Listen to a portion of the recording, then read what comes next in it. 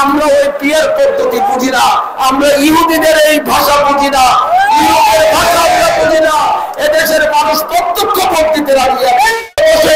এখন আবার নতুন করে ষড়যন্ত্র করা হচ্ছে, যার জন্য আমরা 17 বছর আন্দোলন করলাম। আজকে নাকি বাংলাদেশে ভোট হতে পারবে না, কি একটা পেয়ার পদ্ধতি বের করেছে। আমরা ভাই পিয়ার টিয়ার বুঝি না। আমরা যার জন্য আন্দোলন করেছি সেই আন্দোলন হলো আমরা গণতান্ত্রিক প্রক্রিয়ায় নির্বাচন চাই।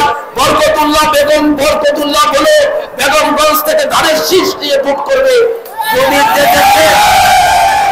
এদেশের জনগণ ধানের মার্কায় সিল দেয় তাহলেই তো বরকতুল্লাহ এমপি হবে। কি ঠিক বলে নাই?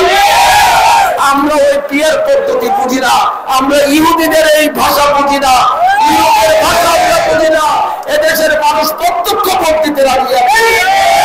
আর তার জন্য তারেক রহমান সেই লন্ডনে বসে এই দেশকে আজকে পরিচালনা করছেন। তিনিও সুষ্ঠু নিরপেক্ষ নির্বাচন চান। জনগণকে বলে দিয়েছেন কোন কথা চলবে না, শুধু চলবে একটাই সুষ্ঠু নিরপেক্ষ নির্বাচন। আমরা বলেছি ফেব্রুয়ারিতে নির্বাচন, ফেব্রুয়ারিতেই নির্বাচন দিতে হবে। ইতিমধ্যে আপনারা দেখেছেন অনেক টালবাহানা শুরু করেছিল। এদেরকে আপনারা চিনেন, ৭১-এর পরাজিত শক্তি। এরা দেশে বিশৃঙ্খলতা সৃষ্টি করতে চাচ্ছে। আমরা বলতে চাই কোনোভাবে লাভ হবে না। আমরা সজাগ আছি, রাস্তায় থাকবো।